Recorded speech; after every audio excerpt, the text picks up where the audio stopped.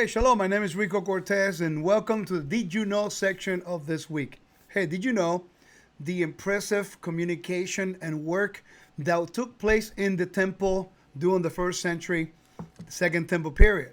Now, as we study the Torah, as we study the commandments, when you go into the book of Kings and you go into Chronicles and you begin to really dissect everything that was going on in the temple, in the Beit HaMikdash, you realize that it was very organized. Everybody knew their roles. Everybody knew exactly what to do.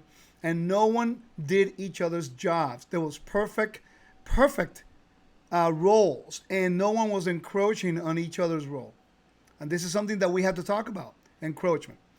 Encroachment is something when the priest, and this week's Torah portion talks about it, which is Pinchas. And Pinchas was actually in charge of the threshold of the house. If you look in First Chronicles, it actually tells you that a Pinchas from the line of Zadok was in charge of the threshold. That means that in Numbers chapters 18 tells you that, let me read it. Let's go to Numbers chapters 18 real quick. And listen to the language that it uses in regards to the responsibility, in this case, of the temple priests and the Levites, in regards to the holiness of the Lord. All right? So when you go into verse 1, it says, and the Lord said to Aaron, you and your sons and your father's house with you shall bear the iniquity related to the sanctuary, and you and your sons with you shall bear the iniquity associated with your priesthood. So that means that if Israel transgress, or if Israel, they do something like in this case in the Torah portion, you have Pinchas. He sees Cozbi and Zimri coming in through the camp of Israel, which was holy, right? And they are there with the intent to commit an abomination, to worship other gods in the cozbi. It's interesting that we all used to think, and I used to think, and I used to teach, that they actually went into the tabernacle, but now I don't believe it says that. The camp of Israel is holy, it's kadosh. Now, in the Hebrew word, I found that it says kuva, and the word kuva is actually a word for tent. And it is believed that that's how they will go into those tents. They have sexual orgies and rituals. And when the Bible tells you that they were eating and they make a covenant, in other words, what eating in that tent and worshiping their gods and having sexual intercourse with those women were actually doing a covenantal nature with those people, which is an abomination to the Creator, because now they make the camp tameh. They committed iniquity, and if the priest, in this case Pinchas, didn't do anything about it, then he will bear the iniquity of the camp, because it was the duty of the priest to take care of the holiness of the camp and the Levites. Now, it's interesting because when you go into the temple, there were priestly guards. There was the priestly guards, and the priests and the Levites also were guards in the temple. So they had their own police department in the temple. So let me show you a few pictures here real quickly of the temple so you see what I mean. What you look at here is the model of the temple from Jerusalem temple right now, and the model in Jerusalem, which I think is really cool to go and do a real nice course on that right there. I would love to have the time. Every time we go, we're kind of limited in time. So obviously in the Torah portion this week, we were talking about Pinchas, but in reality, they translated everything on the temple into the tabernacle into the temple. So they used to have different positions in the temple where the guard will stand and make sure that people will not commit encroachment. That means that someone who's not supposed to be in the temple, who is not prescribed to be in certain areas. And this is something we have to remember, that if the Lord establishes holiness, when we go beyond the point that we are allowed, we are committing trespassing, encroachment. And the Bible clearly says that the Levites and the priests, they will bear that iniquity, because the duty of the Levites and the priests is to keep the camp clean, is to keep the holiness clean. This is why Pinchas, in this Torah portion, he took issue with what was being done by Cozbi and Zimri, and because he stood up and he defended the integrity of the camp, thus he is defending the integrity of the God of the camp, which is Yod-Heh-Vav in this case, obviously. He stood up for his holiness, so thus the Lord made a covenant of peace with him because he understood his role. What you see now is a copy or a model, of the second temple period. You see the court of the Gentiles on the right and the north. You see the structure. And what you see in there on the eastern wall there, and then you see a door. You go through the court of the women to the 15 steps, and the 15 steps right there leads to the Nicanor gate. From there, only the women and Israel can be in that place. Then between that door and the altar, then you have the Ma'amud. You have the men of Israel who will come from every part of Israel to pray with the Levites for the 24 priestly courses. Each course will serve every week, and they have the intercessors, the people who will come in to intercede on their behalf. And they will wait all week, and they will pray in a particular area. The court of Israel is in between the Levites and the court of the women. Now, what's interesting is that I don't have one from the top, but when you go in, you see the court of Israel, you see the court of the Levites, and what's really peculiar is that in the court of the Levites, no one is supposed to sit down. No one is supposed to sit. Only one person can sit in the court of the Levites. The Levites themselves, they were not allowed, and the priests, the Levites, the singers, and the priests could not sit in the presence of the king. If they needed to sit down, they have to go outside the court of the priests and the court of where the Levites were in that area, and they go to a particular place where they could go sit down. But they could not do it in the court of the priests, where the altar was and where everything happened. Why? Because that's the presence of the king. You don't sit in the presence of the king. Thus, the only person who can sit in that area was a king of the line of David. Why is that? Because he is facing the door to the Chechal, the door to the temple, and there he can see, therefore, what represents the authority of the creator of the universe, which is the Lord. And now the Lord appointed David to be a king on Israel. Now, the book of Thessalonians tells us that the anti-Messiah will come in and he will sit in the temple as if he is God. Many people think that he is sitting in the Holy of Holies. Ladies and gentlemen, there's no way after 2,000 years that the people, when they rededicate the temple, and by the way, this is my opinion based on my research. Some scholars that I listen to disagree. I'm not a scholar, I'm just a servant, so it's just my humble opinion. I do not believe that the whole structure is going to be finished.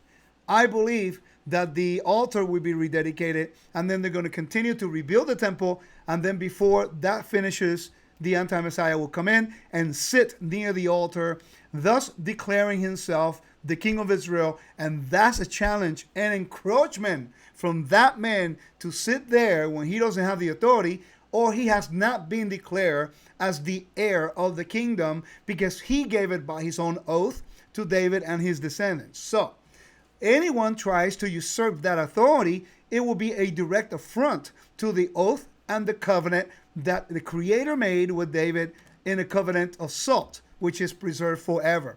So, when we study the temple, please understand that there's order, there's perfect design of work between everybody. The singers just sang.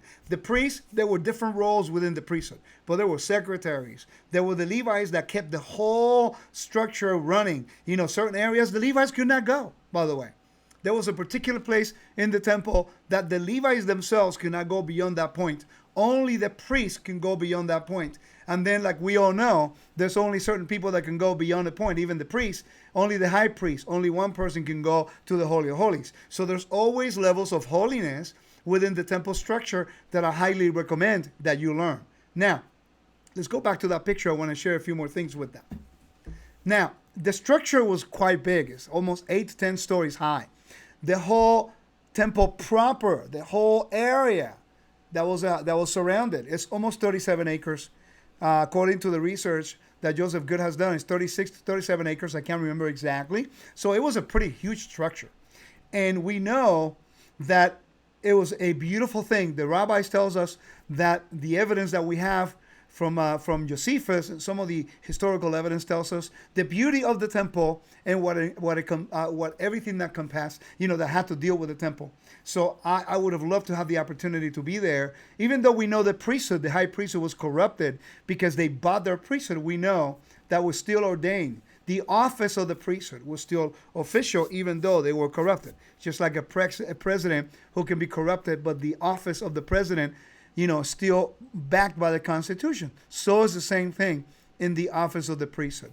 Once the temple is destroyed, now we have Yeshua, praise the Lord, who is the high priest in the order of Melchizedek. Now, the picture that you're looking at now is from the south to the north, and it's from the pool of Siloam. Now, this is really important that we know what it is, because I'm going to make it a little bigger so you can see. You see the southern stoa, which is the red tiles out there on top. Let me make it bigger so you see what I'm talking about. That area right there, that's the Huldah gate at the bottom of it. They had a lot of mikvah in that area, and that was one of the main entrances to the temple also. Okay? And then you go right into what is called the stoa, the royal stoa. That area, which is the red tile area, was also added by Herod. It was in the area that's holy, but it was not as holy as the temple structure itself. Those were the places where they have shops. They sold certain things. Also in the bottom, in the southern west part, what you see right there, where you have the arches, that was a street of commerce in the ancient world. So what you see is, during the time of the water ceremony of Sukkot, they will come through the water gate. Let me show you what that is right over here. Let me go back to this one. They will go through this area. That area there, I'm going to see if I can get it right through there. So there was a gate, the water gate, to the left of your screen. And then they will go down to the pool of Siloam, trying to get to this place, which is where they get the waters of salvation. And that was the water that was used for the water ceremony during the time of Sukkot. When Yeshua says, if anyone's thirsty, drink of me, and out of you shall flow rivers of living waters. Well, that has a particular meaning on the ceremony that was done for 7 straight days. And Yeshua says on the last great day of the feast that he spoke and he yelled out those words. And we need to know what's behind that. If we do not understand the temple rituals of the first century, we are going to miss the great essence of prophetic picture that he's trying to tell us. And he's trying to give us here about the Messiah and who we will be. We are looking from, if we are in Israel, from the Mount of Olives, the southern part of the Mount of Olives, looking towards the northwest. And where you see that beautiful angle there, and you can see all of the pillars surrounding the temple. By the way, each pillar, you have to put, I think, 4 men with arms extended. 4 or 3 men, arms extended around one pillar. So it was quite huge. It is believed that close to 250,000 people can fit in there. Over 250,000 people. It was quite big. And one of the things that happened is not everybody had room when they did prostration. Can you imagine that whole area filled up with people, and then all of a sudden the Levites, they scream out and they play the trumpets and they say, Selah. And we have learned from our temple teacher that when they say Selah, which is a musical pause, but everybody who heard the word Selah or a sound of the trumpets, they will all say, Baruch Shem Kevod Machuto Leolam Vaed. This is something that is really, really important. Now, if you look at also the opening of the temple, right in there, I'm trying to make it bigger. Clearly, you see how big that door was. And there was a door inside that big frame going in. Now, at the time of the first century, there was a huge veil right there. That was the veil that Josephus testifies that it was designed as the Milky Way, that it was designed as the heavens. So when the veil rented, it was like heavens renting.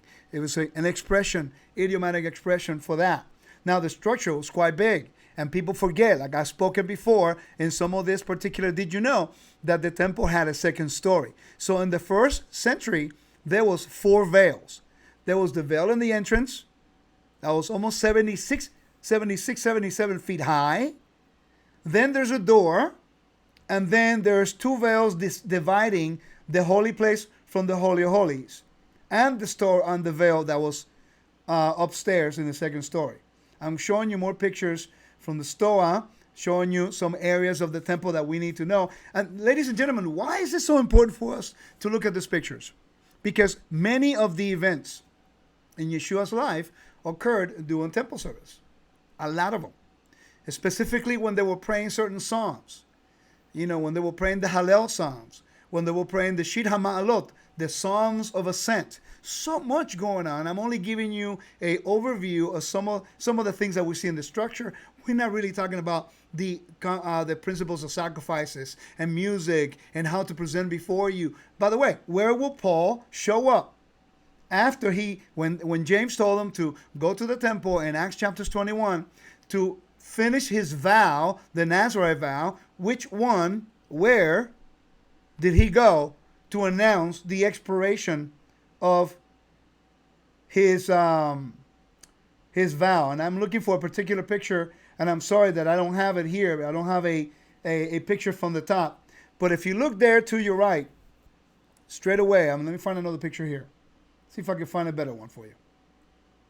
Okay, probably not.